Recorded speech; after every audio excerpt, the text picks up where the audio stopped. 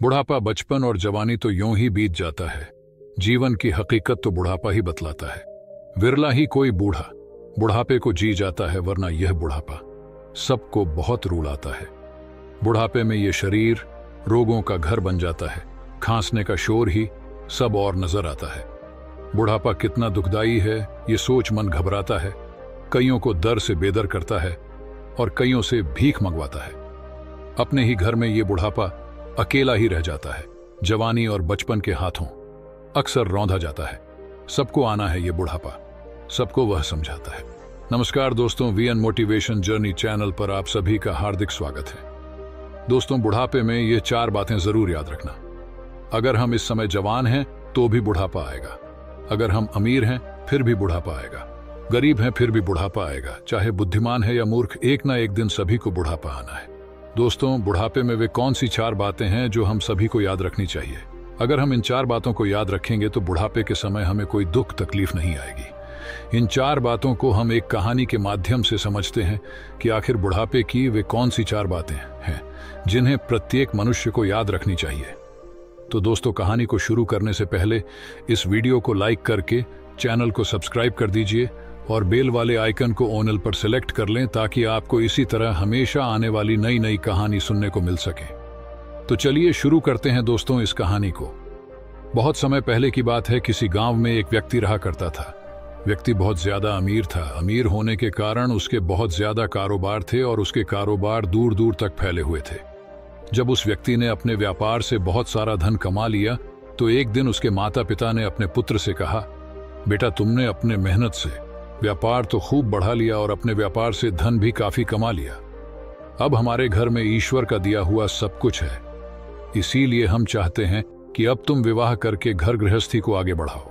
अब तुम्हारी विवाह योग्य उम्र भी हो चुकी है, तो इसलिए अब तुम्हें विवाह कर लेना चाहिए।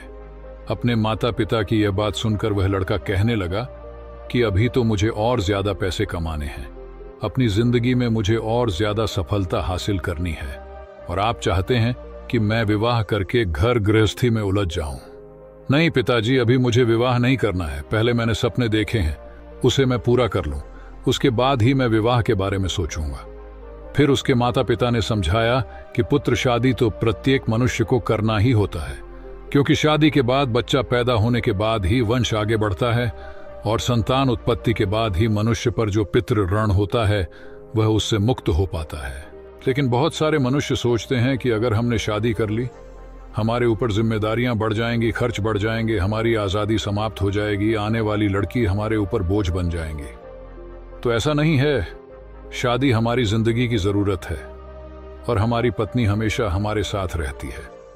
जैसे शरीर को चलाने के लिए भोजन की आवश्यकता पड़ती है, जैसे भोजन करना हमारे जिंदगी के लिए आवश्यक है, उसी प्रकार शादी करना भी हमारे लिए बहुत जरूरी है, क्योंकि एक पत्नी ही होती है जो हमारे सुख दुख में, हर विपत्ति के समय में हमारे साथ खड़ी रहती है। लड़के ने जब अपनी माता पिता की इन बातों को सुना तो वह कहने लगा कि आप जो कह रहे हैं वह ठीक है। आप मेरे लिए कोई अच्छी सी लड़की तलाश करिए। जब तुम्हें कोई संस्कारी लड़की मिल जाए तो मुझे बता देना। मैं तुम्हारी पसंद की लड़की के साथ ही विवाह कर लूंगा। अपने पुत्र की यह बात सुनकर उसके माता पिता अत्यंत प्रसन्न हुए और अगले दिन ही अपने पुत्र के लिए पास के ही गांव में लड़की पसंद करने चले गए। जब लड़की पसंद आ गई तो उन्होंने तुरंत पंडित जी को बुलाया और शादी का दिन तय करा लिया। रिश्ता पक्का करने के बाद लड़के के माता पिता अपने पुत्र की विवाह की तैयारी करने लगे। कुछ दिन बाद ही शादी का दिन नजदीक आ गया। उस लड़के के घर पर दूर दूर से नाते रिश्तेदार आने लग गए।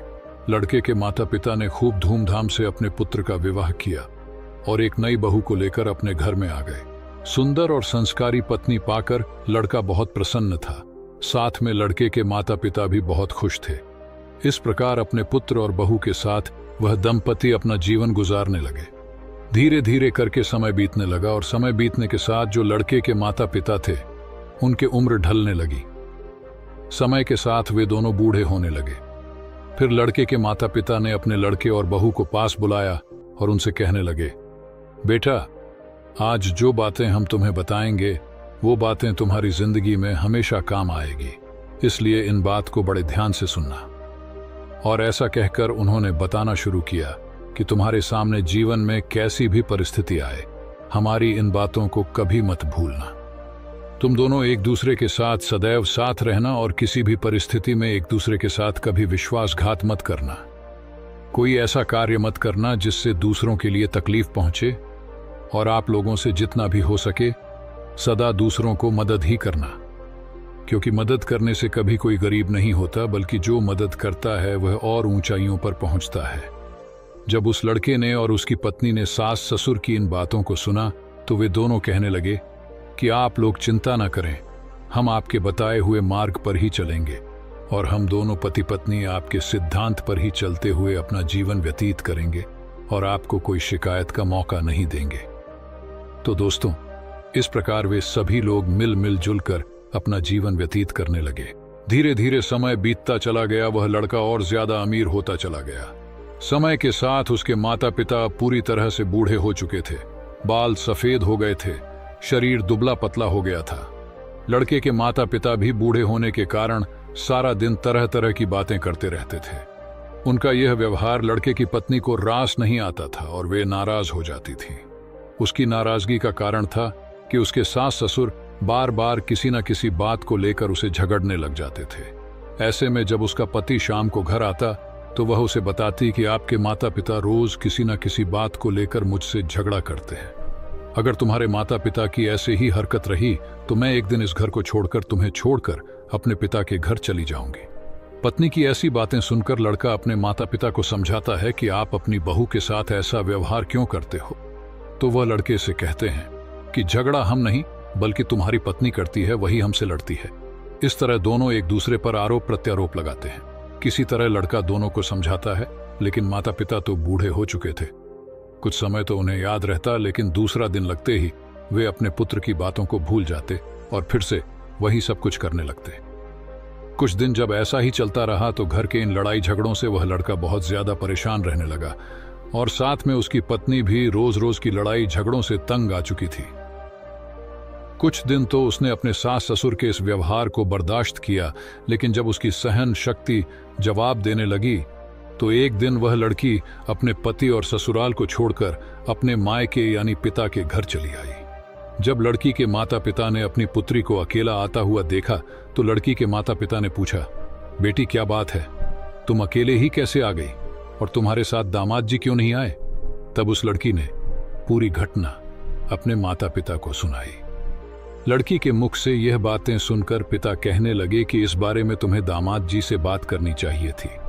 अपने पिता की यह बात सुनकर वह लड़की कहने लगी कि मैंने उनसे कहा था, उन्हें भी सारी बातें बताई थी, उन्होंने भी अपने माता पिता को समझाया था, लेकिन वे किसी की नहीं सुनते। उनके ऊपर किसी के समझाने का कोई फर्क नहीं पड़ता। कुछ समय तक तो वे ठीक रहते हैं, फिर वही लड़ाई झगड़ा।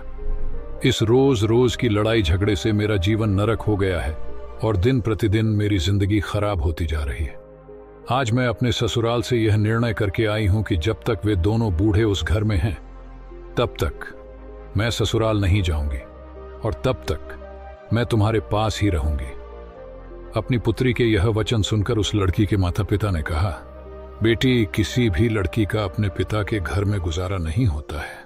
जब तक लड़की का विवाह नहीं होता तब तक उसके माता पिता का घर ही उसका घर होता है, लेकिन जब उसका विवाह हो जाता है तब उसका ससुराल ही उसका असली घर होता है। इसलिए बेटी, जाओ अपने ससुराल में दुख तकलीफ झेलते हुए अपना जीवन यापन करो। मनुष्य की जिंदगी में तो दुख तकलीफें आती रहती हैं, हमें उनसे घबराना नहीं चाहिए और अपने दुख तकलीफों को झेलते हुए हमें अपनी जिंदगी में आगे बढ़ते रहना चाहिए। और तुम अपने सास ससुर को तो जाने ही दो, वे लोग बूढ़े हो चुके हैं और बूढ़े लोग तो कुछ भी कह सकते हैं, उनकी बातों पर तुम्हें ध्यान नहीं देना चाहिए। तभी लड़की कहने लगी कि आपकी बातों से तो मैं सहमत हूं, लेकिन कहां तक बर्दाश्त करूं। वे लोग मुझसे समय पर भोजन मांगते हैं, समय पर किसी कार्य को करने को कहते हैं और मैं नहीं करती तो मेरी गलती थी। मैं उनका हर काम समय पर करती हूं, फिर भी वे लोग मुझे भला बुरा कहते हैं और मुझे तरह तरह के ताने देकर प्रताड़ित करते हैं। यही नहीं, मेरे बारे में लोगों से तरह तरह की बातें करते हैं। वे लोगों से कहते हैं कि हमारे घर में जो बहू आई है उसका चाल चलन ठीक नहीं है, हमारा लड़का इतना कमाता है फिर भी हमारी बहू हमें कुछ खाने को नहीं देती। इस तरह की बातें वे गांव वालों से करते हैं और हमेशा ही मेरे पकाए हुए खाने में कमी निकालते रहते हैं।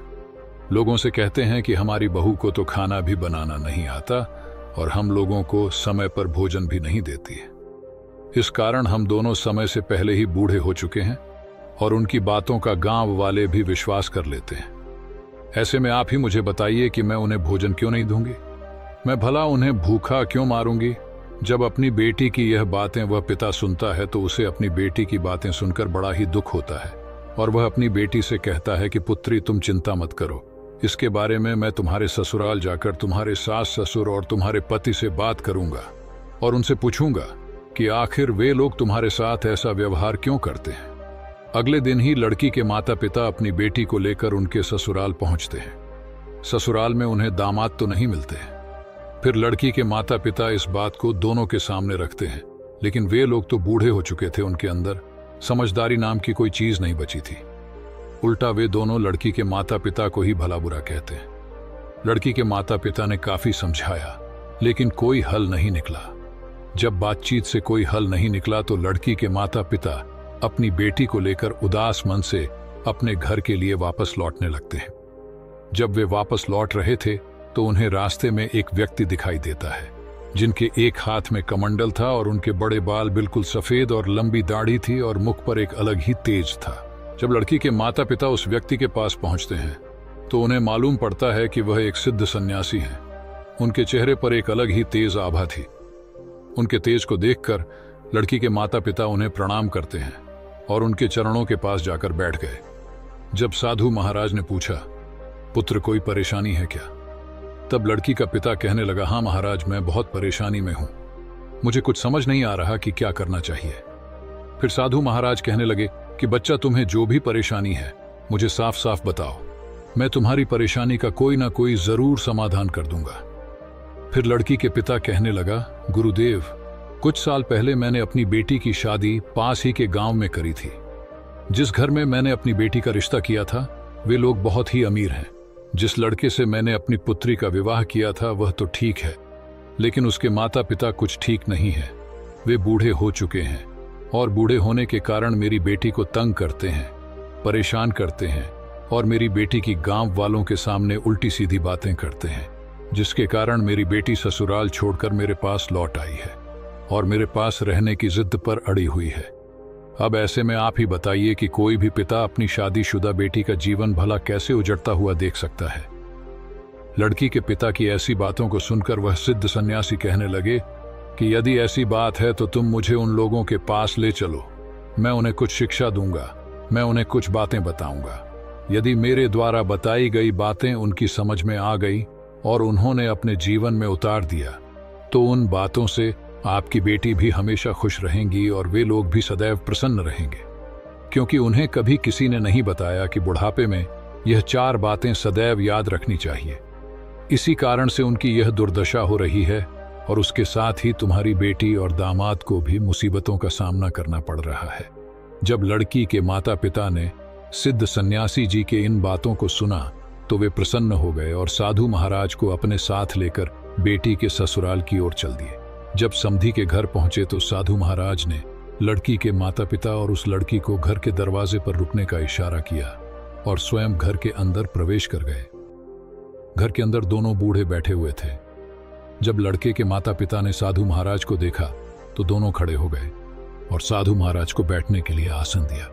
फिर उस लड़के के माता पिता ने सिद्ध सन्यासी से खाने पीने के बारे में पूछा। उस साधु महाराज ने कहा कि मैं आप लोगों के घर पर जी भर के खाऊंगा, लेकिन उससे पहले तुम्हें मेरा एक काम करना पड़ेगा। सन्यासी की बात सुनकर वे दोनों बुजुर्ग व्यक्ति कहने लगे कि आपकी हम सभी बात मानने के लिए तैयार है, लेकिन पहले आप भोजन कर लीजिए। सिद्ध सन्यासी ने कहा, नहीं, पहले तुम मेरी बात को सुनो, उसके बाद ही आप अपने घर का भोजन मुझे करवाना।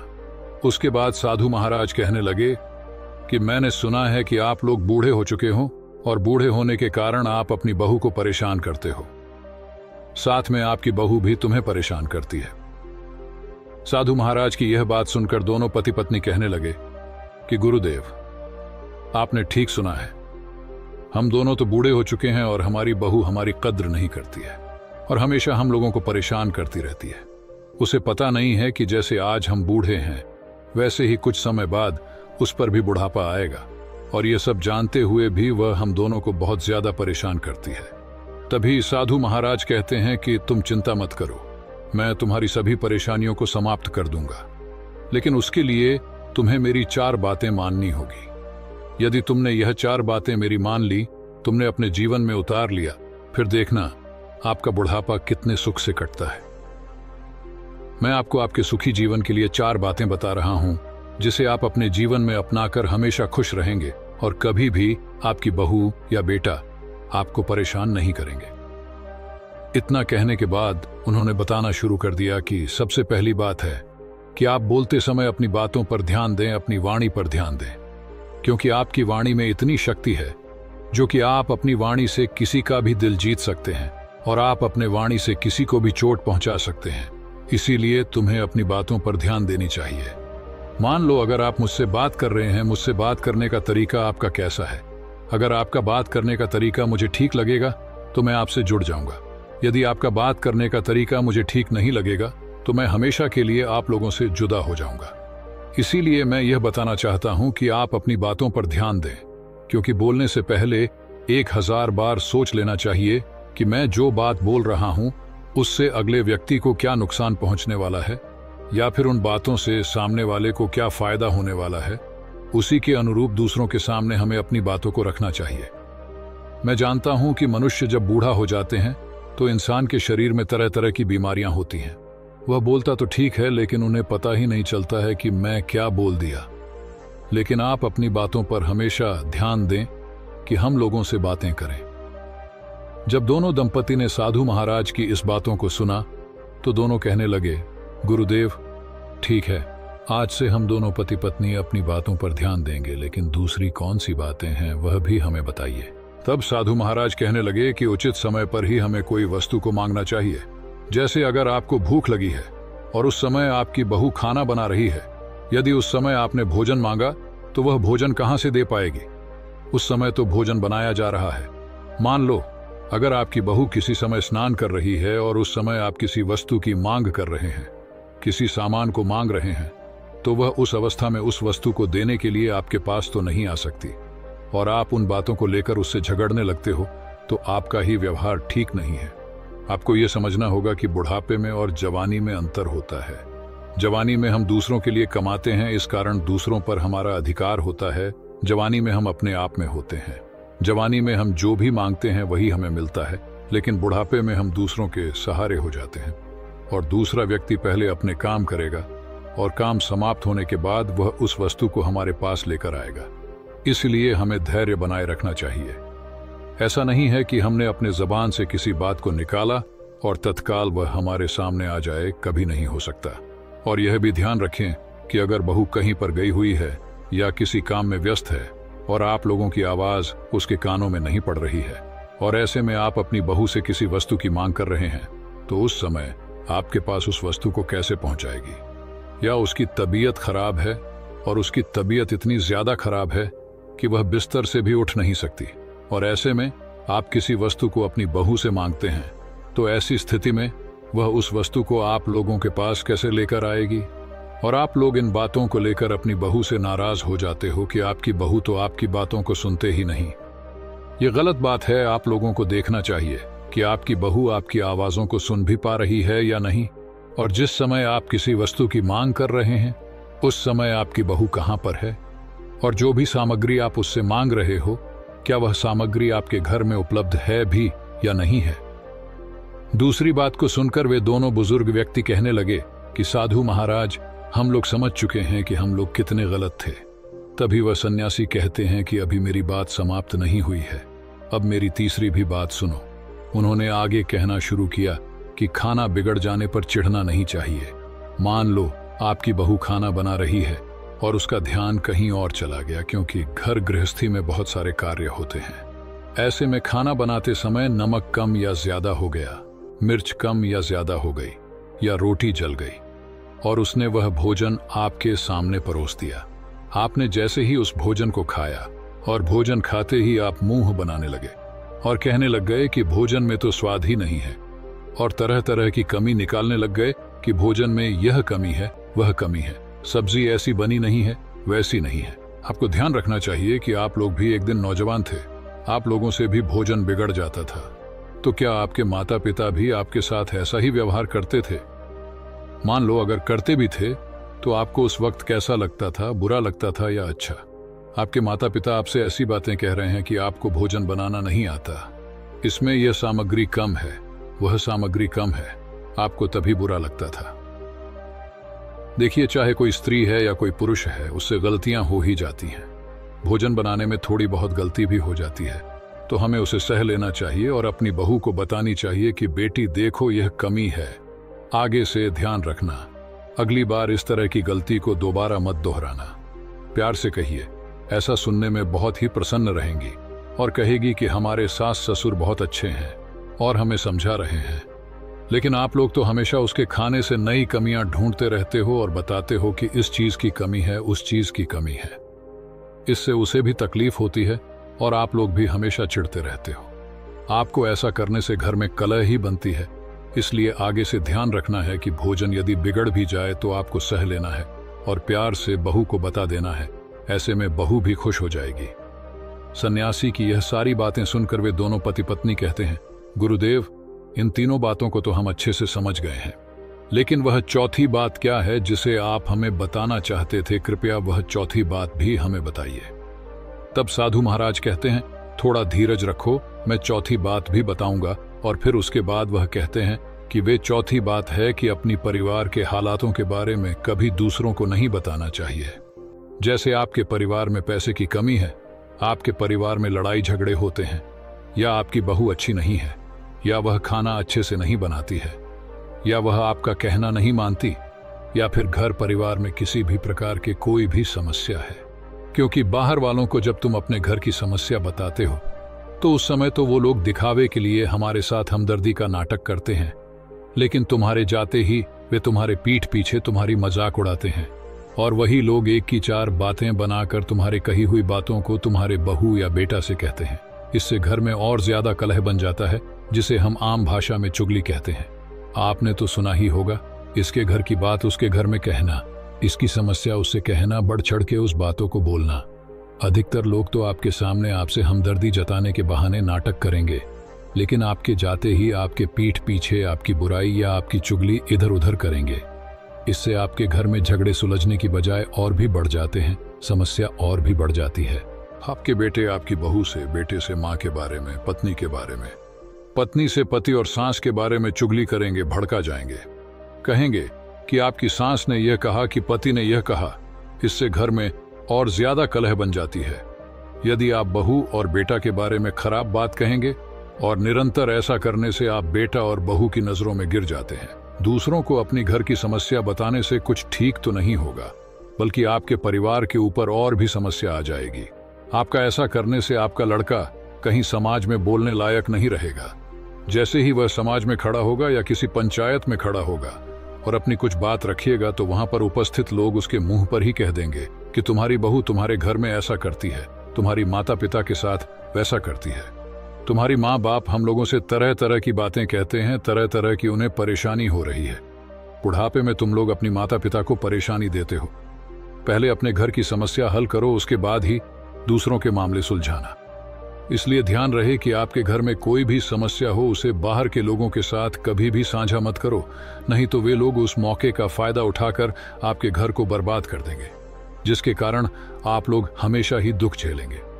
जब दोनों पति पत्नी उन सिद्ध सन्यासी की बात सुनते हैं और कहते हैं कि हम लोग से बहुत बड़ी भूल हो गई है, हम लोग तो अपने पूरे घर के बारे में, पूरे पैसे के बारे में, अपने बेटे के बारे में, अपने बहू के बारे में तरह तरह से ये बात फैला दी है कि हमारा बेटा ठीक नहीं है, हमारी बहू ठीक नहीं है, हमारे घर के हालात ठीक नहीं है, हम लोग बहुत परेशान रहते हैं, हमें कभी समय पर भोजन नहीं मिलता है, हमारी बहू बिल्कुल अच्छी नहीं है। इन बातों को तो हमने पूरे गांव में फैला दिया है। तभी सन्यासी कहने लगे, इसीलिए तो मैं आपको समझा रहा हूं, अगर आप लोग घर की बातों को पूरी गांव में फैलाओगे तो एक ना एक दिन तुम्हारे ऊपर वह परिस्थितियां आ जाएंगी जिसके कारण आप दुखी रहोगे। इसीलिए आज से मेरा कहना मानो कि अपने घर की बातों को कभी बाहर के लोगों और दूसरे के सामने भी मत साझा करना। और जो 4 बातें मैंने तुम्हें बताई है उन बातों को अपने जीवन में हमेशा याद रखना, क्योंकि जो भी व्यक्ति जो बूढ़ा है इन 4 बातों को अपनाता है और अपने जीवन में उतार लेता है तो उसके जीवन में कभी कोई दुख तकलीफ नहीं आती। वह हमेशा अपनी जिंदगी में खुश रहता है और उसके घर में सुख शांति बनी रहती है, जिसके कारण उनके परिवार पर कोई विपत्ति नहीं आती। पीछे से 4 बातें उनके बेटा और बहू सुन रहे होते हैं। यह 4 बातें समाप्त होने के बाद उसका बेटा और बहू सिद्ध सन्यासी के पास आते हैं और उनके चरणों में प्रणाम करते हैं। तभी वह सिद्ध साधु महाराज कहते हैं कि आप लोग भी कुछ बातें सुन लो जो आपके जीवन में हमेशा काम आएंगी। इतना कहकर साधु महाराज उन दोनों पति पत्नी को समझाते हुए कहते हैं कि बेटे, यह ध्यान रहे कि उसके घर में उसके बुजुर्ग माता पिता हैं और उन्होंने उसे कुछ कह दिया है या उन्होंने ऐसी कुछ बात कह दी है जिसे सुनकर आपको बुरा लगा है, तो जवान बच्चों को यह समझना चाहिए कि अब वे बूढ़े हो चुके हैं। बूढ़े होने के कारण उनकी जुबान फिसल जाती है और जवानी के उपेक्षा में दिमाग कम चलता है और उन्हें खुद पता नहीं होता कि वे क्या बोल रहे हैं और क्या नहीं बोल रहे हैं। उनकी इन बातों को लेकर कभी चिंता नहीं करनी चाहिए और ध्यान देनी चाहिए कि यह बूढ़े लोग हैं, ये कुछ भी बोल सकते हैं। इनकी बातों पर जो भी व्यक्ति ध्यान देता है वह हमेशा ही खुद परेशान रहता है और साथ में उसकी पत्नी भी परेशान रहती है और उसके परिवार वाले भी परेशान रहते हैं, क्योंकि बुढ़ापे में कोई भी इंसान कोई भी बात बोल सकता है और कहीं भी जा सकता है और उसे खुद पता नहीं होता है कि मैं क्या बोल रहा हूं और क्या कर रहा हूं। दूसरी बात, आप मान लो कि आपके माता पिता आपसे कोई बुरी बात कह दी है या फिर दिल पर कोई ठेस पहुंचने वाली बात कर दी है या आपसे झगड़ा करने लग गए हैं या फिर आपकी पत्नी से कुछ कह दिया है कि भोजन ठीक नहीं बना है, तो इस पर आप लोगों को चिढ़ना नहीं है बल्कि उनकी बातों को सुन लेना है। उनकी बातों पर आपको गौर करना है। अगर हमारी किसी गलती की वजह से हमें भोजन बनाने में कोई कमी हुई है तो पहले आपको उसे सुधारना है। अगर भोजन बनाने में कोई कमी नहीं हुई है तो उनकी बातों को सुनकर चुप हो जाना है, क्योंकि बुढ़ापे के समय वह कुछ भी बोल सकते हैं और ऐसा भी नहीं है कि बुढ़ापे में वे हमेशा गलत बात ही बोलेंगे। अगर आप लोग कोई गलत कार्य करते हो तो वह जरूर रोकेंगे, क्योंकि आप लोगों से ज्यादा वे लोग जिंदगी जी चुके हैं। उनके पास आप लोगों से ज्यादा अनुभव है। उन्हें पता है कि कौन सा कार्य आपके हित में है और कौन सा कार्य आपका अहित करेगा। ऐसे में जब आप कोई कार्य कर रहे हैं और आपके बुजुर्ग उस कार्य को करने से रोक रहे हैं तो तुम्हें उनकी बातों को अनसुना नहीं करना चाहिए, क्योंकि वे अनुभव के आधार पर ऐसा कहते हैं। उन्हें पता है क्या करने से आपका फायदा होगा और क्या करने से आप मुसीबत में पड़ जाओगे, आपकी दुर्दशा ना हो, इसलिए वे मना करते हैं। बहू और बेटे को भी यह समझना चाहिए कि किसी के पिता बुढ़ापे के समय में कुछ भी कह सकते हैं। हमें उनकी बातों का बुरा नहीं मानना चाहिए, क्योंकि बूढ़े व्यक्ति की बुद्धि में और छोटे बच्चे की बुद्धि में ज्यादा अंतर नहीं होता है। वे हमें कुछ भी कह सकते हैं। कहा जाता है कि बुढ़ापा बालपन का दूसरा रूप है, तो इसीलिए अगर वह हमसे लड़ते हैं या हमें गाली भी देते हैं तो हमें सह लेना चाहिए और उनसे झगड़ना नहीं चाहिए, नहीं तो हमारी जिंदगी में परेशानियां बढ़ती चली जाएंगी। माता पिता अपने जीवन का बहुत बड़ा हिस्सा बच्चे के जन्म से लेकर उसे बड़ा करने और उसकी देखभाल करने में लगा देते हैं, मगर वही जब बूढ़े हो जाते हैं तो युवा संतान उनके साथ रखने के बजाय दूर रहने लग जाते हैं। 2011 की जनगणना के अनुसार बुजुर्गों की करीब आधी आबादी अपने संतान से दूर और अलग थलग थी। ऐसा इसलिए क्योंकि युवाओं की करीब आधी आबादी अपनी पत्नी और बच्चों के साथ अलग रहने लगती है। फलस्वरूप ज्यादातर माँ बाप जिंदगी का अंतिम दौर खराब स्थिति में काटते हैं। हद तो तब हो जाती है जब बूढ़े माँ बाप को किसी वृद्धाश्रम में छोड़ दिया जाता है या उसके लिए उन्हें मजबूर कर दिया जाता है। यूं तो महिला के तमाम अधिकार हैं। अगर किसी पुरुष ने छेड़ दिया तो उसके खिलाफ अधिकार, पति ने दहेज के लिए सताया या उसके साथ दुर्व्यवहार किया तो उसको सजा दिलाने के लिए कानून है। विचारणीय तथ्य यह कि मां बनने के बाद महिला की सुविधाएं और अधिकार कहां चले जाते हैं, जबकि महिला अपने जीवन का स्वर्णिम समय यानी जवानी का एक बड़ा हिस्सा बच्चे पैदा करने से लेकर उसके लालन पालन में और उसे बालिग बनाने तक में लगा देती है। विशेषकर मां अपने बच्चे के लिए अधिक समझौता करती है। इस कार्य में पिता के रूप में पुरुष भी महत्वपूर्ण भूमिका निभाता है, लेकिन वही जब वृद्ध हो जाते हैं तो उनकी बेकदरी क्यों हो जाती है। तमाम लोग हैं जो भाषण देते समय माँ बाप को लेकर बड़ी बड़ी बातें करते हैं, कितने रचनाकारों ने माँ बाप को भगवान का दर्जा तक दे दिया, मगर इससे क्या लाभ अगर माँ बाप को व्यवहार में मानव भी न समझा जाए। जीवन भर जिसके हित के लिए सबसे अधिक काम किया, वही संतानें बुढ़ापे का सहारा बनने की बजाय उनके दुश्मन होते जा रही हैं।